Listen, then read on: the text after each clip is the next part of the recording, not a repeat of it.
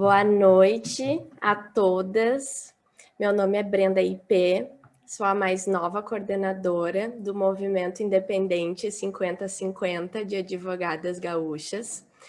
E é com muito prazer que eu começo hoje, então, me apresentando para todas e já para falar sobre esse tema importantíssimo, que é, afinal de contas, o que é o legislativo, o que faz o legislativo, né, Lu?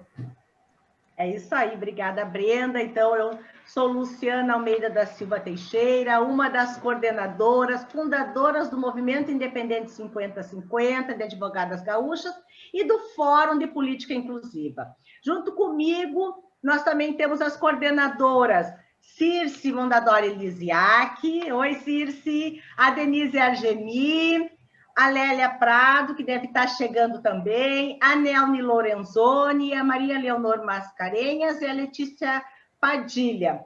Muito obrigada pela presença de todas vocês. Hoje nós vamos ouvir a colega Daniele Gruneit. Se eu falei errado, Daniele, tu me corrige daqui a pouco, tu fala direitinho o sobrenome, me desculpe. A Daniele é advogada, assessora legislativa, está na Secretaria da Mulher da Câmara de Deputados e consultora da Aliar Política para as Mulheres. Vamos ouvir, então, a Daniele conversar um pouquinho sobre o legislativo, porque nós queremos essa troca entre nós, entre os candidatos e as candidatas, entre todas as pessoas. O nosso encontro hoje vai ser gravado, depois da gravação ele vai para o YouTube, e de uma forma, eu acho que para nós nos organizarmos, vamos pedir assim, que todo mundo, se puder, fechar o microfone num primeiro momento, enquanto a Daniela vai conversar conosco, e todas as pessoas, as candidaturas, elas terão um tempo de 1 minuto e poderão fazer os questionamentos via o chat, que a nossa colega Denise Argemi vai ser a responsável. Já é contigo, Denise. Você vai ser o responsável pelo chat e também pelo tempo, por favor, Denise, tá? Nos auxilia, então, nesse momento, que é uma troca, tá, Daniela? A gente vai se ajudando, a gente vai trocando informações, nós vamos, entre nós, a gente vai se dividindo aqui as funções. A semana passada, na segunda, nós ouvimos o executivo, e hoje, então, nós passamos para o legislativo. Neste primeiro momento. Num segundo momento, depois que nós vamos cair, quando nós retornarmos, então, a gente tem um segundo momento, que também, aí vai ser, nós queremos ouvir as nossas candidatas e candidatos, terão um tempo, Denise, contigo de novo, de 1 minuto, se quiserem apresentar a si e a sua respectiva plataforma. Vai ser uma honra para nós ouvir vocês, conhecer um pouquinho mais todas vocês. Desde já agradeço muito a participação, a Laura Cito, a Abigail Pereira, a Andréa Cristina, Eliane, a Circe, a Brenda, a Nelmi e as colegas que vão chegando, homens e mulheres. Daniele, é contigo. Muito obrigada. Desde já te agradeço, Daniele, por ter acolhido o nosso convite e estar conosco hoje. Obrigada. Oi, doutora Luciana, obrigada. Eu também queria agradecer pelo convite de estar aqui com vocês hoje.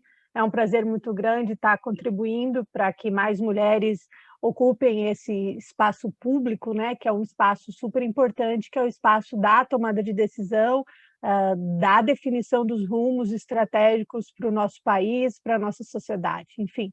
Então, estamos aqui para contribuir. A ideia aqui dessa fala é fazer uma fala trazendo um pouco os dados, né, das últimas eleições,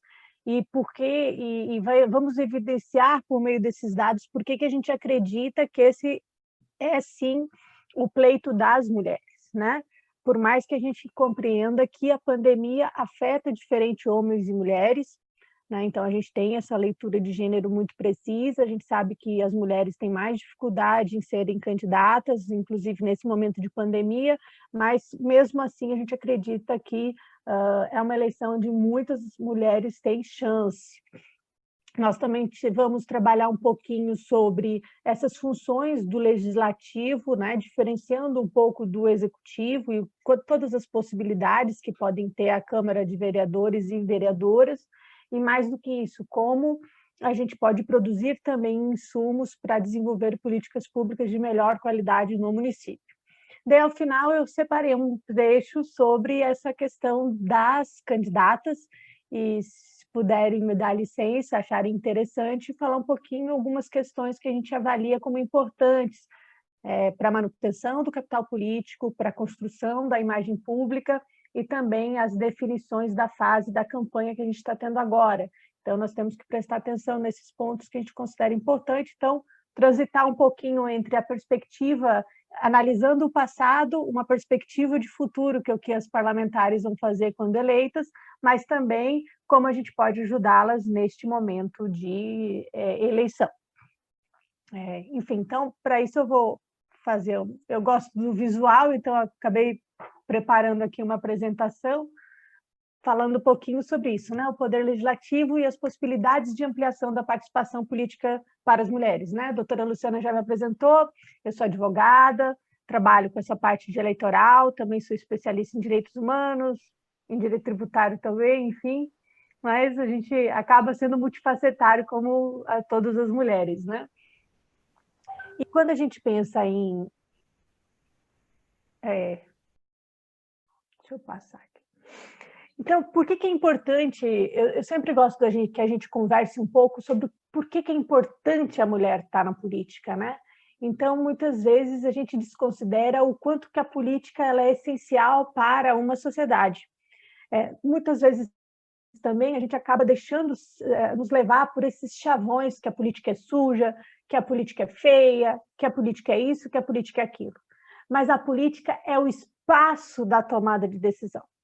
Essas são as mulheres constituintes da nossa Constituição de 88. Era uma bancada de 26 deputadas federais, deputadas constituintes, melhor. E são elas, ó, a Benedita aqui, ó, gente, a Benedita desde aquela época deputada federal, enfim, passando por diversos mandatos, né?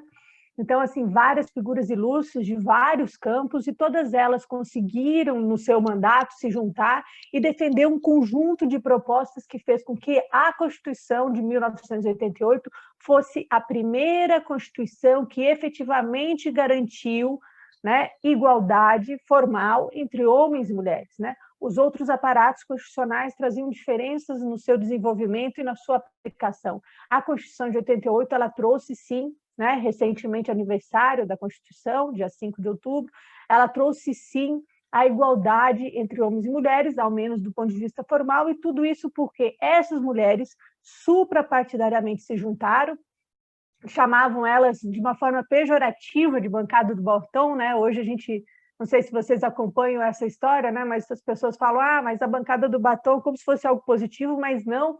Na época, os homens olhavam para elas e tratavam elas de forma jocosa, como a bancada do batom, e elas conseguiram fazer com que um grande número de emendas à Constituição fosse apresentado, né? Elas substituíram o pátrio-poder por poder familiar, trouxeram diversos conjuntos de igualdades no texto constitucional e de diferenças, porque diferenças são necessárias, porque as mulheres e os homens também são diferentes, né? Da mesma forma que a criança é diferente do adulto, do idoso, enfim, né? Então, tratar iguais os iguais e desiguais os desiguais, né? Enfim, já diria o Rui Barbosa. E por que é importante a mulher estar na política, né? Então, 26 mulheres naquela época conseguiram este grande feito, né? E nós temos uma evolução muito pequena do ponto de vista da ocupação das cadeiras do Poder Legislativo e do Poder Executivo também, né? Então, em 95, foi a primeira vez que teve uma cota de mulheres para o legislativo, né, para a formação de chapas. No fundo, foi uma cota de 20% numa eleição municipal, não colou muito. Em 97, teve a reserva de 30%, mas que não era obrigatório o seu preenchimento. Apenas em 2009, que foi obrigatório o preenchimento dessas vagas de mulheres. Então, a partir de 2010, você teve ainda não o cumprimento total dessas cotas, porque, olha, o percentual de candidatas foi só de menos de 21%, e em 2014, anos já depois da obrigatoriedade do preenchimento de deputadas estaduais, não chegou a 30%, e nem de deputados federais. Apenas no ano passado é que a gente alcançou um número maior de percentual de candidaturas femininas, né? Só para a gente ver como a obrigatoriedade não necessariamente foi cumprida. Então, assim, a regra existe há mais de uma década, mas não necessariamente ela foi cumprida pelos partidos políticos. Quando a gente percebe essa dificuldade, essa ausência de cumprimento da norma, a gente vê que aí tem um problema, né? E esse problema também é refletido nas mulheres eleitas, né? Então, nós tivemos 13% de mulheres eleitas deputadas estaduais e distritais em 2010, diminuímos esse percentual para 11,33%, e ano passado a gente conseguiu alcançar mais de 15% de mulheres eleitas. Então, nós tivemos, para deputados estaduais, uma variação muito significativa de quase 37%. E as federais, que a gente andava ali menos que 10%, ano passado também nós conseguimos alcançar 15% da Câmara de Deputados e deputadas, né? Eu sempre falo que a gente tem que mudar o nome da Câmara, né? Porque o Senado é federal, por que a Câmara não é federal também, né? Por que ela tem um marcador dos deputados? Enfim, mas a gente percebe que teve um aumento significativo de mais de 50% do número de deputados federais. E a grande diferença que a gente vê para este substancial aumento foi a destinação de recursos específicos para as candidaturas femininas.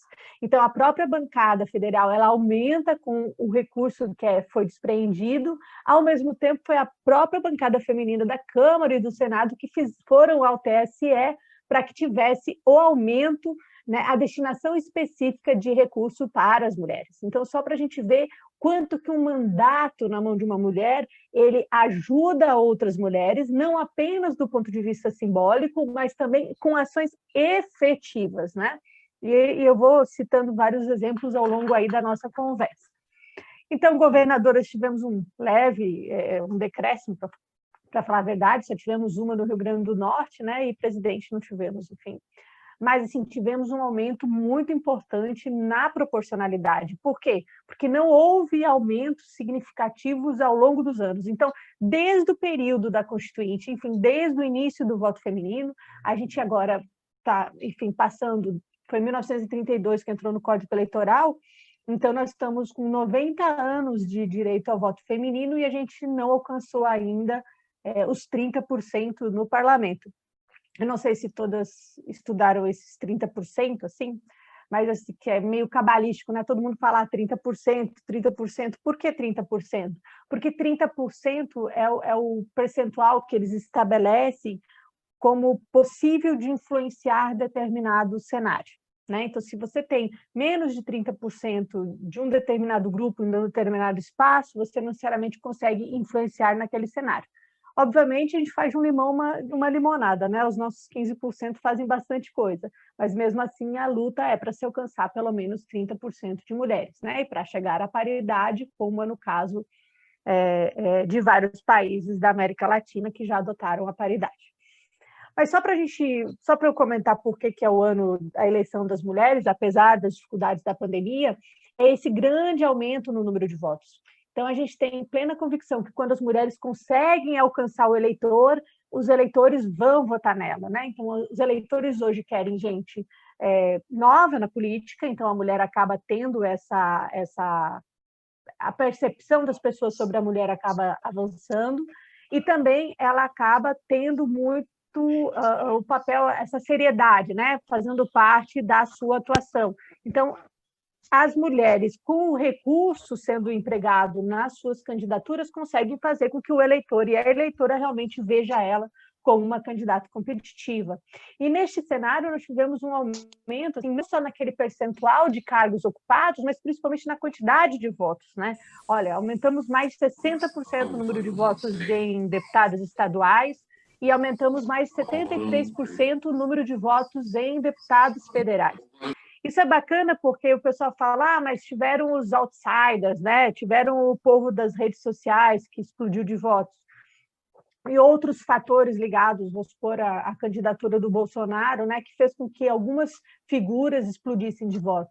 mas esse aspecto funcionou para homens e mulheres, né?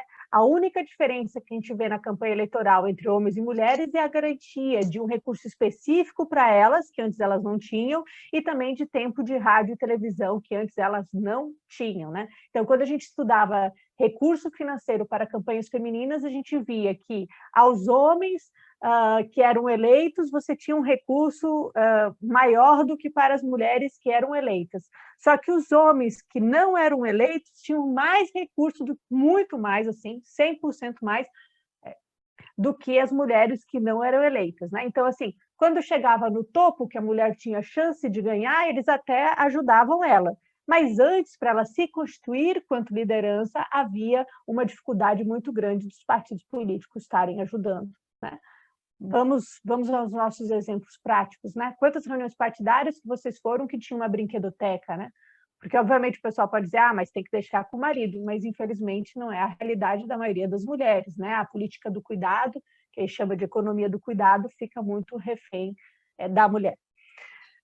Mas, trazendo para as nossas eleições de 2016, então, tivemos um percentual de eleitas de menos de 14% de vereadoras e menos de 12% de prefeitas, né? Então, o nosso percentual de prefeitos é muito baixo, e a gente vê também nas candidaturas desse ano, né? Então, a gente não tem a gente teve um aumento significativo do percentual de candidatos para proporcional, então a gente, né, de 10% em relação a 2 eleições anteriores, né? Então, enfim, há um aumento do número de candidatas.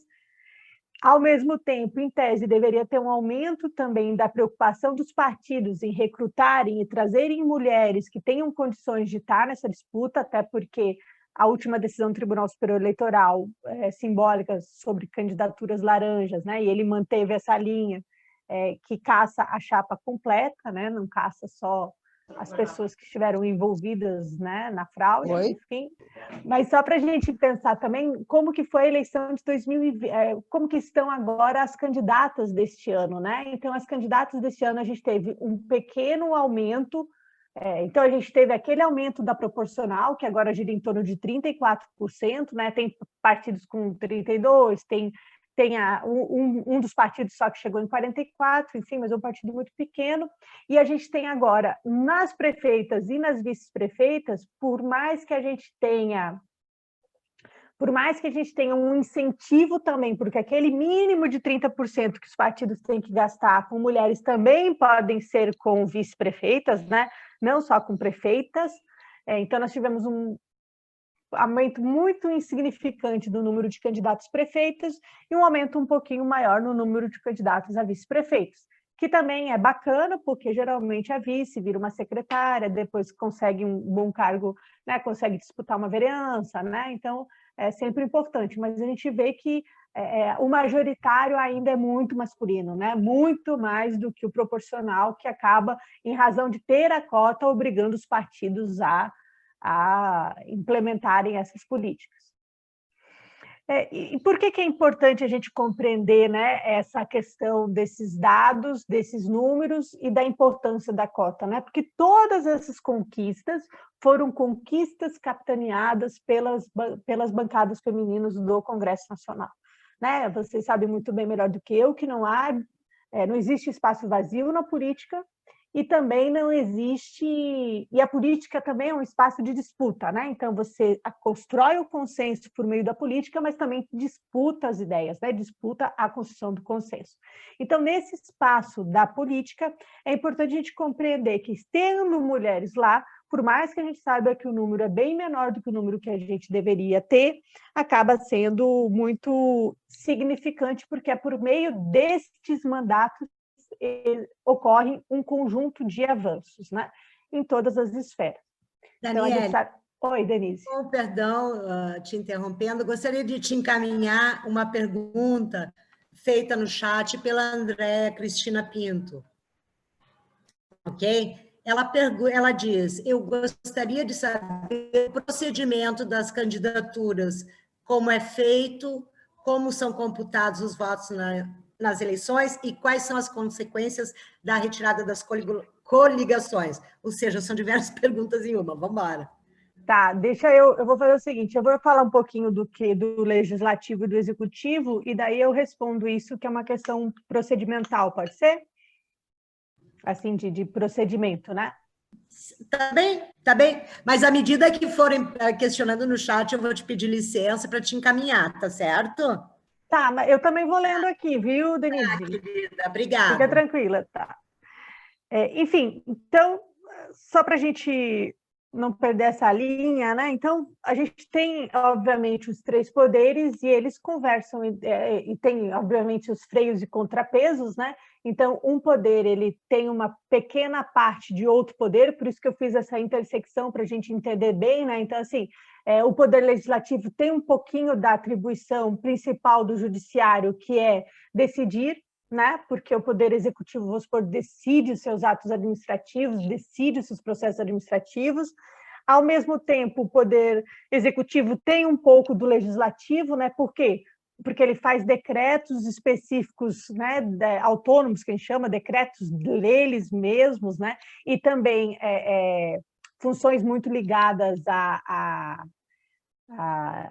a regulamentação de leis, né? Então ele tem um pouco da atribuição principal do Poder Legislativo, que é fazer leis, e todos esses poderes têm um pouco um do outro, né? Então eles têm as suas funções principais e têm as funções de segundo plano, que são funções ligadas ao outro poder, mas de uma visão um pouco mais restrita, né? Então o próprio Poder Judiciário, né? Ele tem um pouco do executivo, porque ele executa muitas vezes as suas próprias algumas das suas decisões, algumas das suas sentenças, né?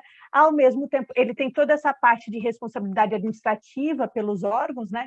E ele também tem essa questão legislativa, porque ele apresenta projetos de lei referentes à sua competência, enfim. Então, assim, e também tem a parte de regulamentação própria do Poder Judiciário. E o legislativo, a sua função principal, obviamente, é legislar, que é construir as leis, né? fazer com que haja o processo de discussão e validação para o encaminhamento de uma norma, né?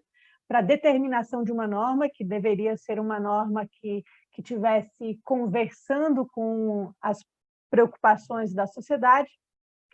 Ao mesmo tempo, ele tem um braço de judiciário, obviamente, porque ele decide, né, questões, obviamente, internas dele, né, mas ele tem tanto a parte de julgamento do Poder Executivo, né, o Poder Legislativo é que julga. Vimos recentemente o julgamento da presidenta Dilma, vimos agora, tem vários governos estaduais em julgamento, ok? Então, a gente vê que o legislativo julga também, e o legislativo também executa, muitas vezes, um conjunto de iniciativas, né, como é a parte que ele fiscaliza o executivo. Então, ele acaba conversando um com o outro. Sobre o executivo, então, é isso, ele implementa a sua função principal, principalmente aqui eu trouxe para a realidade do executivo municipal, né? Implementar as políticas públicas no município, é o município que está na ponta, e é o cidadão que vê o município, né? O município vê o cidadão. A União é uma abstração, né? Quem está lá junto com a pessoa é o prefeito, a prefeita, a vereadora e o vereador. O executivo também ele tem a iniciativa das leis orçamentárias municipais. Eu sempre gosto de chamar atenção nesse aspecto desse ciclo orçamentário, que é muito importante. E a gente sempre fala que há um teto de vidro para as mulheres parlamentares, né? Porque elas não deixam ela falar de saúde, deixam ela falar de maternidade, deixam ela falar de violência contra a mulher, mas na hora de falar de dinheiro, não pode, né? Tem que ser os homens a falar. Então, a gente vai também falar um pouquinho sobre isso na questão do legislativo. Tem essa parte da negociação com o Poder Legislativo, que é muito importante, é uma tarefa assim, do Executivo, dialogar, abrir frentes, criar consensos, criar estratégias de fomento, né, local, enfim, e fazer toda essa parte de prestação destes serviços diferenciados, né, articular junto com os outros entes um conjunto de políticas públicas, né, na saúde, na educação, na assistência, são conjuntos, são políticas públicas que você tem responsabilidade dos outros entes federativos, então você não faz tudo, você faz um pedaço, e você tem regras complexas dos vários níveis. e, no fundo, no final, essa parte toda de ordenamento territorial, planejamento e controle do uso, parcelamento, enfim, que é essa parte que a gente até fez um debate sobre cidades sensíveis a gênero, né? Como que você faz com que a cidade seja sensível às percepções também da mulher, né? E você, como prefeito, você pode estar conversando, implementando políticas públicas de planejamento urbano com esta perspectiva. E o legislativo, acho que daí eu encerro esses 2 minutos aí, a gente retoma, que daí eu respondo a dúvida da colega e se der tempo a gente continua com as outras questões. Mas o legislativo, enfim, o principal é elaborar as leis. Há uma questão muito complexa, que são as competências do legislativo municipal, né? Então, como a competência constitucional do município, ela muitas vezes ou ela é concorrente ou ela é residual, há uma dificuldade muito grande em se imaginar projetos de lei de iniciativa municipal local. Mas elas têm que ser muito ligadas a isso que vamos supor, o município não vai regulamentar a questão penal, né? Isso não cabe ao município, mas, ao mesmo tempo, ele pode estabelecer uma política pública diferenciada entre homens e mulheres, ou uma política pública de acesso a microcréditos, que seria o município que estaria fornecendo, né? Então, você tem esse debate da competência, que ele é complexo, mas há um conjunto de iniciativas no país que dão bons exemplos de leis que impactam diretamente na realidade do município.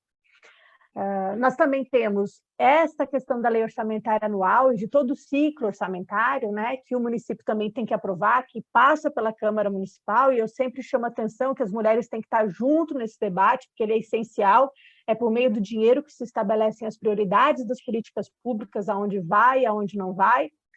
Também tem a fiscalização do Executivo Municipal, que é importante, a cobrança de ações, né, que faz parte da fiscalização.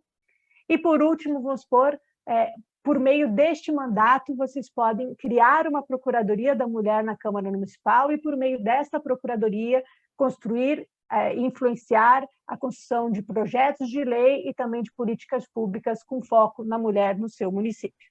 Daniele, eu sei que falta apenas 1 minuto, mas gostaria também de trazer a pergunta, o questionamento da nossa também coordenadora, Cici Mondadori Elisiak, que ela solicita: fale-nos sobre os projetos legislativos e sobre os anteprojetos de lei. Tá, Perfeito. Então... Não, só para deixar esse segundo momento, então, depois que a Daniele puder responder esses 3 questionamentos, a gente abre para as nossas candidatas que estão presentes, por favor, vai ter 1 minuto também para se colocarem, para trazer a plataforma, para conversar um pouquinho. Denise, aí, por gentileza, você controla para nós. Agora é contigo, Daniela, então, de novo, Não, por favor. E Denise, você chegou a anotar a primeira pergunta, porque ela era maior e ela acabou caindo aqui do chat. Eu posso dar uma olhada aqui, Daniele. Vamos lá. Mas qualquer coisa, se a colega puder repetir, também não tem problema. Eu vou tentar responder. Não, eu vou começar com a... Eu tenho anotado aqui, quem sabe tu vai respondendo a questão da Circe, e Tá. eu já trago aqui, tá ok? Coloca no chat para ti. Tá. Então, a doutora Circe, ela falou uma questão muito importante, né? Que é essa questão de projetos e anteprojetos. Acho que a grande dificuldade de você fazer projeto é aquilo que eu falei, a competência do município ela é uma competência residual, né?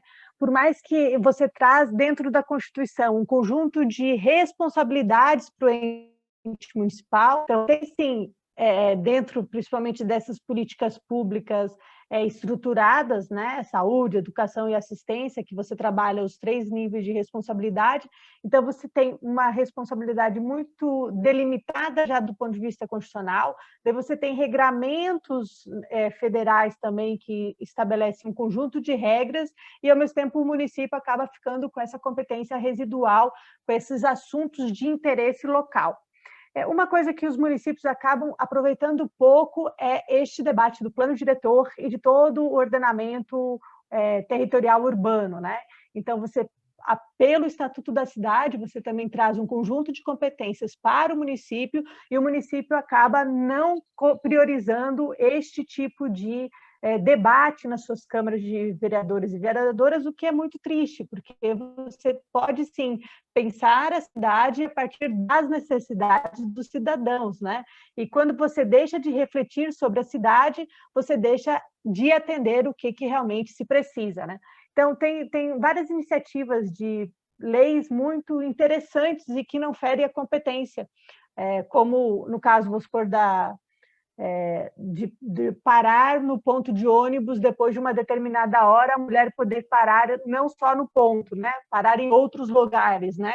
Então, é uma coisa muito específica do local. O transporte municipal é de competência do município, né? Diferente do intermunicipal, mas o municipal é de competência do município. Então, ele pode, se você apresentar um projeto de lei neste sentido, ele não fere nenhuma competência legislativa.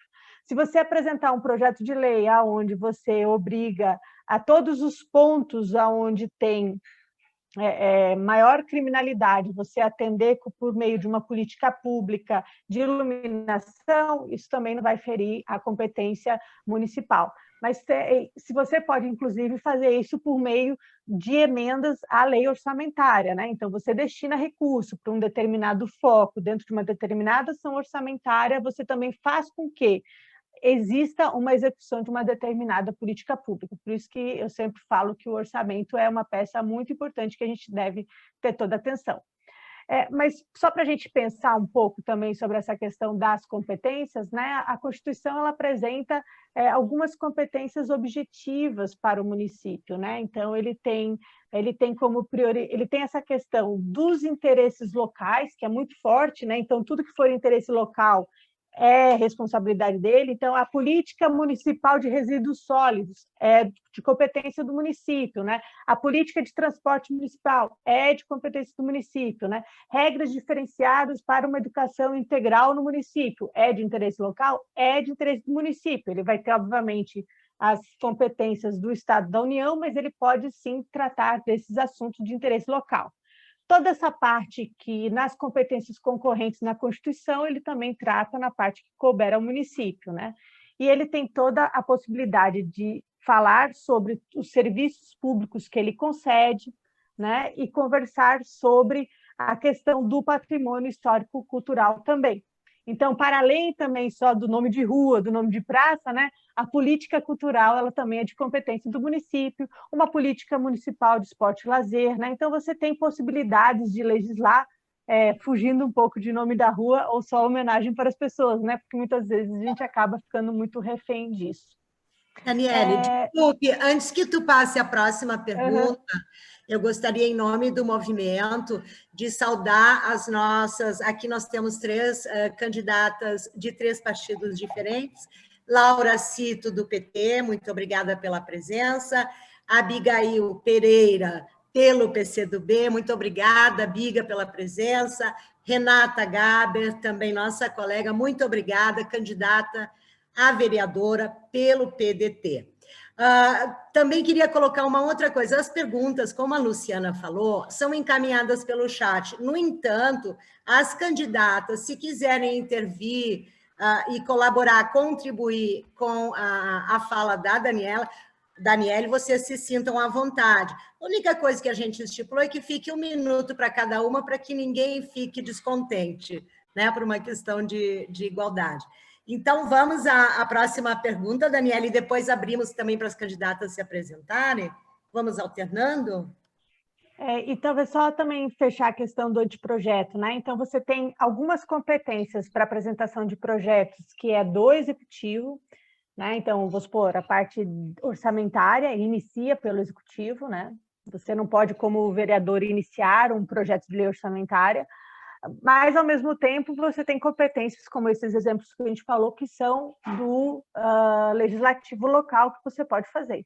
Essa questão do anteprojeto, geralmente, é uma proposta de projeto, que não necessariamente é um projeto, que quando entra um projeto, você tem uma tramitação própria dele, né? Então, esse anteprojeto, geralmente, ou é algo que a sociedade apresenta para os seus representantes, ou que você quer apresentar para alguém que tem competência de apresentar isso. Então, vamos supor, eu não tenho competência para determinada coisa, mas o executivo tem, eu posso encaminhar um anteprojeto do legislativo para eles, enfim. Então, são essas as questões que são trabalhadas por meio de anteprojeto. Geralmente, quem não tem competência apresenta um projeto para quem tem competência, que daí só quem tem competência que faz realmente ele virar um projeto de lei, que daí tem a tramitação legislativa da sua responsabilidade. E, enfim, procedimentos de candidatura, né? Tem algumas diferenças nessa eleição. Você não vai ter coligação você não tem coligação para proporcional, né? Então, isso é uma coisa que afeta muitos partidos menores, que geralmente se juntavam em coligações para conseguir cumprir o quociente eleitoral e, a partir desse, eleger uma pessoa. Ao mesmo tempo, hoje, você não precisa mais do quociente eleitoral para uma reserva de cadeiras, né? Então, só para a gente também nivelar um pouco com as pessoas que talvez não sejam tão antigas na política aí, né, meninas? Então, quando você pensa no quociente eleitoral, você pensa no número de eleitores dividido pelo número de cadeiras. Então, os partidos políticos antes tinham que obrigatoriamente ter um número de votos suficiente para se alcançar esse quociente eleitoral. Hoje, você não necessariamente precisa ter este número para assumir uma cadeira. Então, no fundo, esse foi um movimento. Assim. Então, houve um conjunto de partidos que falou, olha, eu vou aprovar o fim das coligações. Daí, os partidos menores falaram, pelo menos, então, aprove isso junto na reforma. Então, o movimento foi esse. Por quê? Porque para os partidos pequenos é muito difícil sozinhos alcançar o quociente eleitoral. Inclusive, tem vários estudos que estão dizendo que os partidos menores vão acabar elegendo menos candidatos, né? Então, assim, temos essas dificuldades objetivas, o que é muito ruim, porque tem vários partidos que não necessariamente são os maiores, e você acaba tendo um conjunto diferente de pessoas da sociedade que não vão se sentir representadas, cada vez mais vai se tornar mais homogêneo ainda os parlamentos, né? Então, a dificuldade é um pouco essa. Enfim, então, a questão da ausência de coligações, ela causa esse impacto direto. Então, a gente vai ter que ver nessa eleição como é que isso vai acontecer, né? Porque a gente teve dois movimentos, muita gente migrando para partidos maiores, já fazendo o cálculo que não iam conseguir se eleger. Então, assim, muita gente migrando para partidos maiores, então já os menores ficaram menores já. Por quê? Porque antes eles não necessariamente conseguiam uma chapa média, daí se juntavam com outro médio, daí faziam um, né? Ok? Né? Daí todo mundo disputava por aquele um. Então, você já tem um esvaziamento dos partidos menores nos municípios, principalmente do interior, né?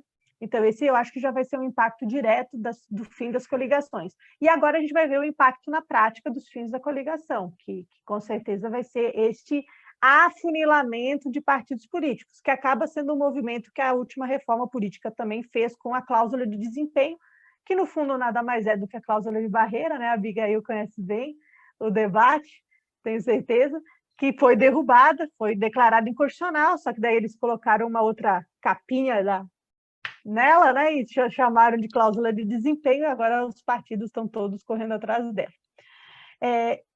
Como que acontece? Então, mas do ponto de vista do voto, teve mais uma diferença, fora essa questão de você não precisar fazer o quociente eleitoral nessas eleições. Você vai ter que fazer, para assumir como titular, pelo menos 10% do quociente eleitoral. Então, não é que o quociente eleitoral ele vai ficar de todo jogado fora, né? A primeira rodada de divisão das vagas vai ser por meio de quem fizer o quociente eleitoral, mas numa segunda rodada, que na eleição passada só ia servir, só ia participar quem tivesse feito quociente, não vai precisar fazer, mas, ao mesmo tempo, é um número que a gente vai utilizar também para garantir a titularidade do mandato. Então, um exemplo, na minha chapa tem um puxador de votos que vai puxar pelo menos mais 2, beleza. Eu estou em segundo lugar, então eu vou ser puxada por ele, então ele vai estourar de voto. E eu não vou ter muito voto, vou ter meus votinhos lá. Mas o mínimo que eu vou ter que ter para assumir o meu cargo como titular é 10% do quociente eleitoral. Então, isso também foi uma outra ferramenta que eles tiveram para romper com o puxador de votos, que muitas vezes levava assim, gente com 10 votos, com 5 votos, com 20 votos, enfim. Daniel, então, isso também.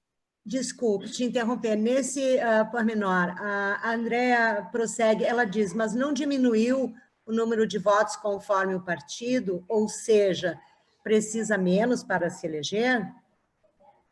Não necessariamente, né? Não necessariamente, porque da mesma forma que os partidos se concentraram, os candidatos, né, no partido, né, vai ser muito cálculo da realidade concreta, né? Então, não necessariamente, pode ser que Porto Alegre não teve esse enxugamento todo, né? Por quê? Porque aí tem vários partidos, é uma capital, você tem condição de ter partidos que são pequenos, mas são grandes mesmo assim, né? Mas você vai para o interior, que antes eram concentrados em 3, 4 partidos, agora vai ser concentrado em 2, vai virar meio fla-flu. E daí o número de votos para eleger vai ser alto também, porque você vai dividir em 2 o número de votos total. Então, é muito realidade local mesmo, para fazer o mapa de votos e ver como ficam as candidaturas. É claro que teve muito mais, hoje teve mais candidatos do que nas outras eleições, mais candidatos registrados, né? Mas eu particularmente não sei quanto que vão ser de competitivos também deles, né? Porque é um pouco isso, na rabeira vai ter um monte, né? E lá no topo, quanto que vai precisar? Então, assim, houve sim um aumento no registro de candidaturas, mas eu não consigo hoje, acho que nenhum cientista político está conseguindo analisar o final mesmo dessa história, né? Até porque municípios que também tem que fazer essa análise, a gente ainda não fez, essa análise diferenciando municípios pequenos e municípios grandes, né? Porque, enfim, é bem diferente o comportamento deles, né?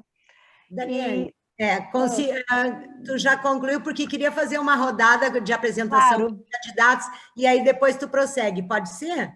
Sim, claro. Ok, no momento aqui nós temos 4 candidatas, então só vamos fazer 1 minuto, uma rodada de 1 minuto para cada uma se apresentar, vamos fazer em ordem alfabética. Ana Paula, polaca, né, primeiro, depois a Abigail, Laura Cito e R de Renata, ok? Eu estou controlando o tempo. Vamos embora, polaca. Tem que abrir o microfone. Oi, Denise. Oi, lindona. Oi, pessoal, tudo bom? Desculpa, tu pode repetir, Denise? Sim. Não, tu tens 1 minuto para te apresentar, dizer quem tu és, e se tu quiseres colocar alguma coisa da campanha, numa primeira rodada, assim. Aí a gente vai intercalando, tá? Tempo contadinho, 1 minuto. Bora lá. Ah, legal. Não, já tô craque. Agora eu tenho um cronômetro, eu consigo cronometrar direitinho. Então, eu sou a Polaca Rocha, sou candidata a vereadora esse ano, nesse pleito de 2020, né, pelo Partido dos Trabalhadores. Eu venho da cultura, da gestão de negócios, e estou aqui para a gente aprender um pouquinho, né, nesse grupo que é tão bacana, né, esse movimento de vocês. Já fui lá, já dei like em todas as páginas e tudo, e quero seguir junto com vocês, né, porque é um trabalho muito importante que vocês fazem, e eu penso que a gente só consegue construir uma coisa se nós construímos juntas, né, dessa forma colaborativa e horizontal. É só assim que eu sei trabalhar. Então, estou muito feliz em estar aqui, ver a Laura Cito, que eu gosto muito, prima de uma grande colega minha, né, Laura? Uma guria que eu amo muito, né, a Elô, e a Denise, né, conheço há muito tempo. Muito obrigada pelo convite, estou à disposição de todas vocês, tá bom? Obrigada, candidata. Obrigada. Biga, você. Então, eu sou a Abigail, mas podem me chamar de Biga. Sou candidata a vereadora pelo PCdoB, nessa nossa coligação da majoritária do PT e do PCdoB com a Manuela. Eu já participei de pleitos eleitorais como candidata ao Senado para ajudar o senador Paim, e consegui, né? Nas 2 vezes, segurar muito bem o segundo voto. Na primeira eleição, eu fiz 1.500.000 votos, tinham 5 candidatos. Nessa segunda eleição, tinham 15 candidatos, e eu cheguei quase a 1 milhão. Fui candidata a vice-governadora com Tarso Genro também, e sempre para ajudar, né? Agora eu resolvi pôr a cara para concorrer e eleger nessa perspectiva de nós termos mais mulheres na política. Eu acho muito bacana o movimento aqui independente 50-50. Eu quero cumprimentar a Luciana, a Circe, a Daniele. Foi ótima a tua fala, Daniele, muito bacana. A gente aprende muito, sim. Nós temos uma trajetória de política, né, de militância política em várias frentes, mas toda essa explicação que tu deste aqui é bem bacana, assim, para a gente Obrigada, seguir, né, sabendo exatamente, né, os limites, o papel de um vereador, de uma vereadora e do executivo, quer dizer, tem coisas que não da alçada do legislativo para falar. Depois. Vamos falar outra. Então, eu só queria dizer oi para a Denise, foi ela que me convidou, né? Obrigada. Cumprimentar a Polaca, a Laura, a Renata, que estão aqui também candidatas. E boa noite aqui para a Eliane, né? Para a Andréia, Neuni, a Heloísa, enfim. Acabei, tá bem. Não, desculpe, né, gurias, mas, enfim, a gente flexibiliza para todas. Vocês são apenas 4 aqui, né? Então, Renata, por favor, te apresenta para nós.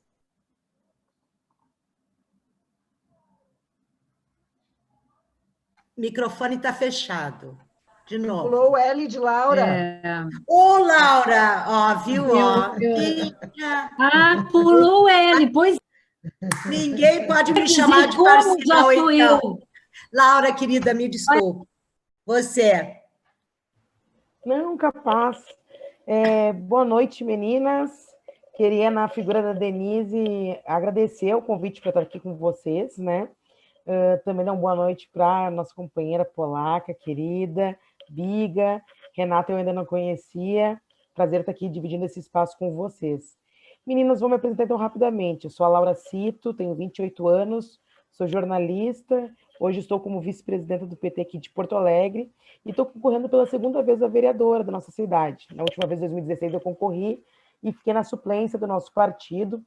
Nós aqui em Porto Alegre temos uma política de rodízio, que é super interessante, né, garantindo que nós tenhamos uma bancada feminista em março, uma bancada negra em novembro. Então, eu tive a oportunidade de assumir, logo no início dessa legislatura, em 2017, por um período, né, uma cadeira na Câmara e apresentar alguns projetos, que depois, ao longo do debate aqui, eu posso falar um pouco, né?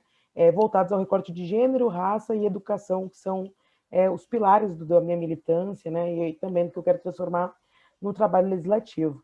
Eu, ouvindo aqui a apresentação da Daniele, para encerrar, né, de poder voltar para o debate, eu gostei bastante, e gostei bastante também da perspectiva do espaço, porque eu venho debatendo muito isso, a qualificação do espaço da mulher no espaço institucional, né, e, obviamente, com o recorte racial. Tem feito essa contribuição tanto do ponto de vista acadêmico quanto do ponto de vista ativista, né? Eu acredito que para a gente poder ter para concluir, para a gente poder ter uma igualdade de gênero nos espaços, é importante o compartilhamento central do poder. Depois, ao longo do debate, a gente pode falar sobre isso. Obrigada, querida. Agora sim, Renata.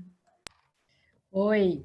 Então, eu, das minhas colegas candidatas, eu conheço só a Abigail. Dos vários movimentos das frentes que a gente estava fazendo as grandes discussões ali, né, pelo direito do trabalho, reforma previdenciária, então. Eu sou advogada, eu tenho uma militância importante na advocacia trabalhista, eu já pertenço e já fui da administração das associações de categoria, né? Atualmente, eu tenho uma atividade representando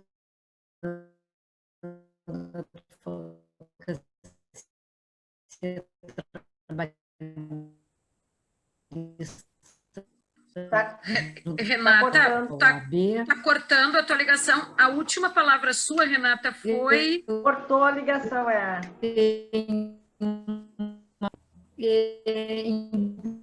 Renata, a gente não está com ação das... Renata, talvez falar sem desligar a câmera para falar, senão a gente não vai conseguir entender. Está cortando muito. Quem sabe isso, com a câmera fechada, por favor. Vai, Renata. Pois é. Eu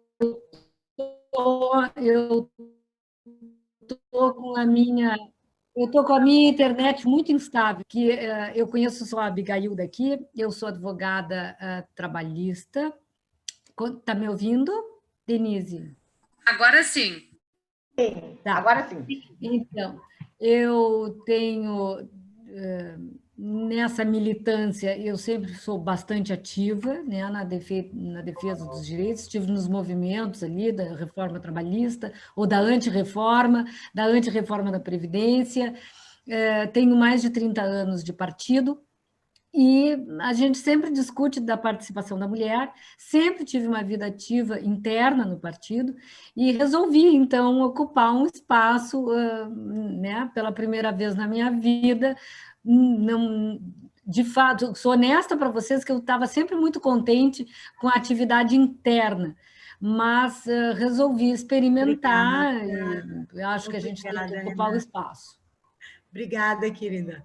Lu, contigo a bola. Depois a gente passa para a rodada. Obrigada, Denise.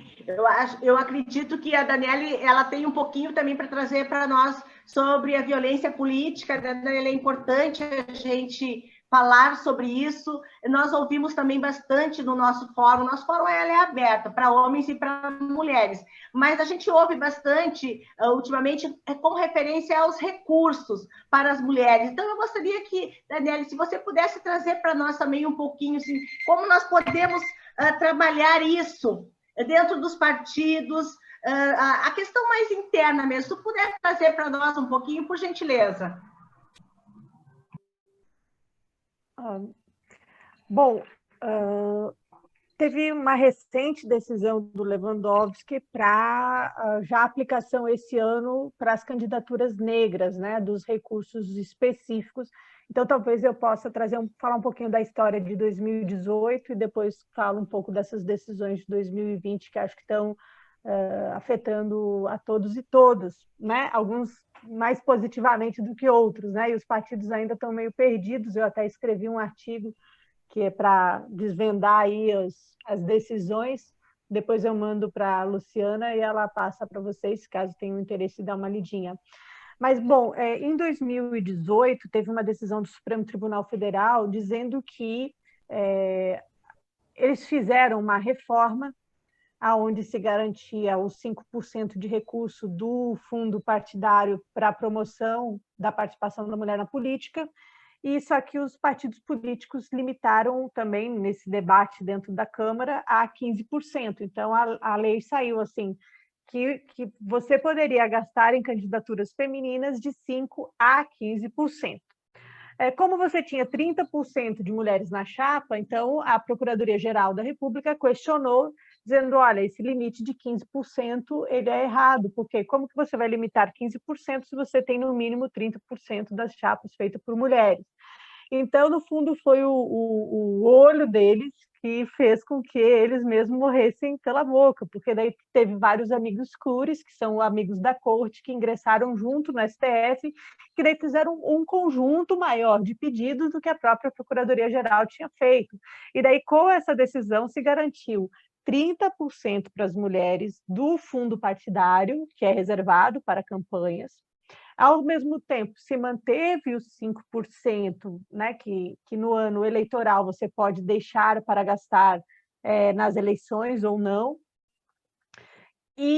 mas no ano não eleitoral você tem que gastar com programas de promoção à participação feminina na política, e também reservar 30%, e reservou e também eliminou da legislação que tinha que essas cotas de incentivo valeria só para 3 eleições. Eles falaram, olha, enquanto tiver desigualdade, tem que ter a política de incentivo.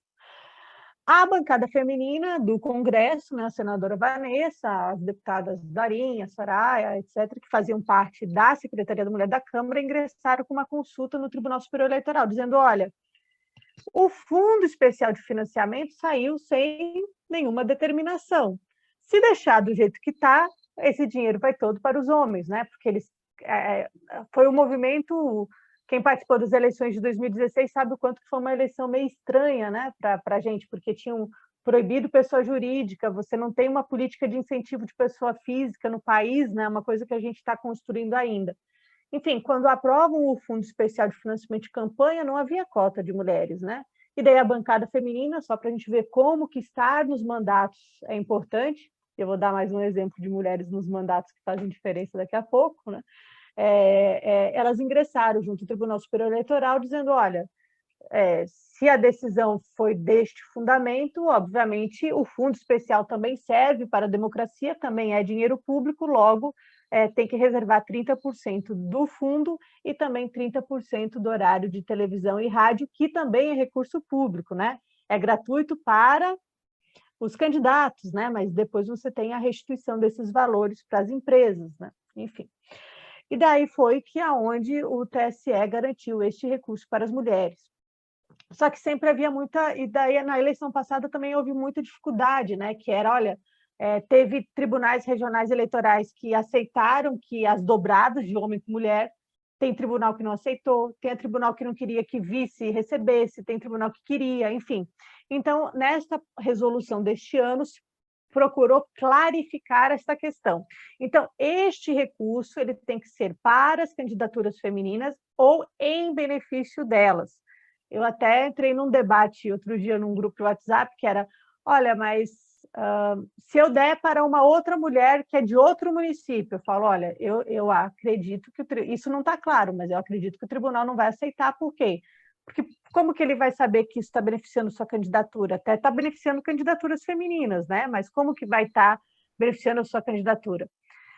E nesse espectro, então você vai poder fazer dobrada com homem? Pode, mas você tem que deixar claro que isso é para o benefício da sua candidatura, da candidatura feminina. Você pode pagar cota parte de rádio e TV? Pode, desde que fique claro que é a sua cota parte, que você não está garantindo o programa de todo mundo, né? Então, essas questões, essa última resolução deixou claro, porque a gente teve deputada federal eleita que teve mandato impugnado porque ela fez dobradas com candidatos a deputados estaduais homens, mas isso também faz parte, né, dos mecanismos que a gente tem de organizar a eleição. Se eu te interrompo, gostaria de fazer uma outra rodada, porque nós temos poucos minutos. Tá. Se a Laura, por exemplo, vamos fazer pela Laura, que ela está com um problema de saúde. Então, 1 minuto, Laura, por favor. Meninas, eu só peço desculpa, eu estou com bastante cólica. Eu estou grávida de 4 meses, acho que eu andei demais hoje no sol. E eu estou com muita cólica. Daí eu tomei um Buscopan, mas mandei mensagem para a Denise, não tá baixando, né? Eu queria só, nesse meu 1 minuto, assim, acho que falar da importância, a gente está falando aqui das mudanças no sistema eleitoral para a maior efetivação do número de mulheres. Acho que 2018 foi um símbolo do quanto que o financiamento incide sobre. Acho que em 2020 nós vamos ter um desafio sobre o quanto que o financiamento com recorte racial poderá alterar os cenários, ainda que a alteração de 54% em 2018 tenha sido uma alteração bastante conservadora, né? Nós temos aí um desafio de ver o que vai ser de 2020, mas eu acho que o nosso caminho a percorrer a partir dessas alterações, na minha compreensão, ele é em busca da reserva de vagas no parlamento, né? Então, eu acho que, na minha compreensão, essa é a mudança efetiva que pode alterar, de fato, o cenário da representação institucional no parlamento brasileiro. Tá obrigada, querida. Desculpas, tá, meninas? Muito obrigada. Muito obrigada pela presença. Polaca, o que tu tem a dizer nesse minuto aí de despedida para nós? Abrindo o microfone. Oi, estão me ouvindo? Sim. Ah, legal. Buenas, eu quero me despedir pedindo desculpa porque eu tinha terminado a sessão anterior, aí eu achei que não ia mais voltar, por isso que eu não estava nessa segunda sessão, tá? Eu achei que não vi que tinha volta, tá? Quero dizer que eu estou muito feliz em estar participando desse movimento com vocês. Já estou seguindo nas redes, então a gente vai seguir juntas, me coloco à disposição para todas, né, porque for preciso. Quero batalhar junto, né, e é assim que a gente constrói as coisas, né, e essas novas regras estão sendo muito importantes para nós. Vamos ver se a gente pega uma injeção de ânimo aí para seguir em frente nessa luta ferrenha que a gente tem pela frente, muito difícil para mulheres, para a política, para a mulher negra, enfim, para cada uma de nós é um pouco mais difícil do que para outras, né, dependendo da nossa condição. E dizer que eu estou junto para a gente fazer o que for preciso, seja o que for, tá bom? Beijo para todas. Obrigada. Muito obrigada. Renata e a última, Abigail. Por favor, Renata. Abre o microfone. Isso, vamos ver se me aguenta. Pois então, eu estou muito feliz em participar, obrigada pelo convite, Denise. Eu quero dizer que, como uma militante, uma advogada militante na política da advocacia, né, vem fortalecendo para a OAB o 50-50. A AGETRA, que é a Associação Gaúcha de Advogados Trabalhistas, nós já temos muita participação feminina e estamos com, acho que a segunda direção, se não 50-50, muito perto disso, e acho que esse movimento na sociedade civil implica diretamente na política formal, né, vamos dizer assim. Nós vamos conseguir. Então, é importante que a gente se una e faça esse trabalho. Obrigada, estamos juntas e, independentemente de bandeira e partido, somos mulheres para nos fortalecer. Muito obrigada, Renata. Fala pela presença. Abigail Pereira, por favor.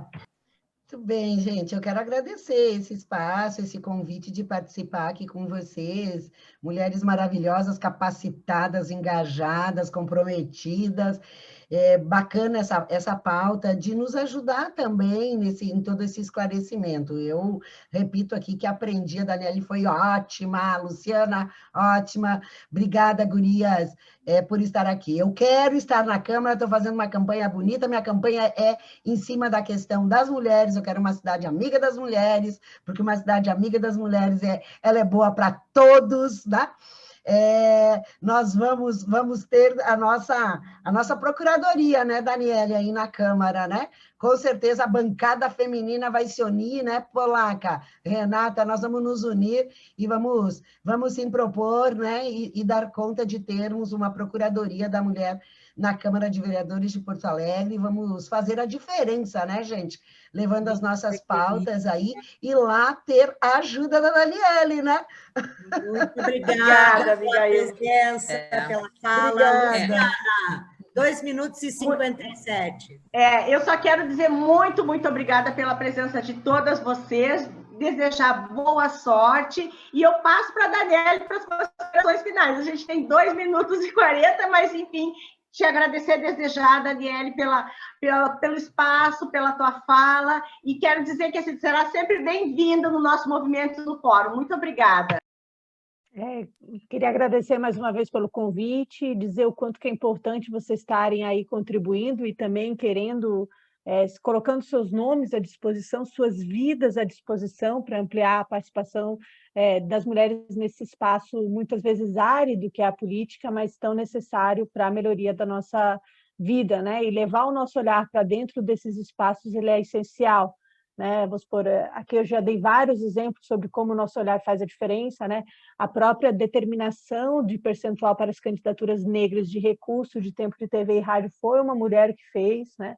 A relatoria do importunação sexual era um projeto da senadora Vanessa Graziotin com relatoria da Laura Carneiro, que foi deputada federal do Rio de Janeiro. Então, assim, o próprio feminicídio, que a Josinha foi a relatora na Câmara, a deputada João Moraes. Enfim, então, assim, são tantos exemplos maravilhosos que a gente tem de como a atuação das mulheres na política melhora a vida das mulheres e de toda a sociedade, como a Abigail falou, né? Então, assim, ter uma cidade sensível a gênero é, sim, ter uma cidade melhor para todos e para todas. Então, queria agradecer, dizer que eu concordo com as colegas na proposta de cota para as mulheres no parlamento, né? Nós temos já uma PEC que a gente ainda não conseguiu, né? Por isso que é importante a gente cada vez estar mais na política, para a gente conseguir influenciar realmente esse debate.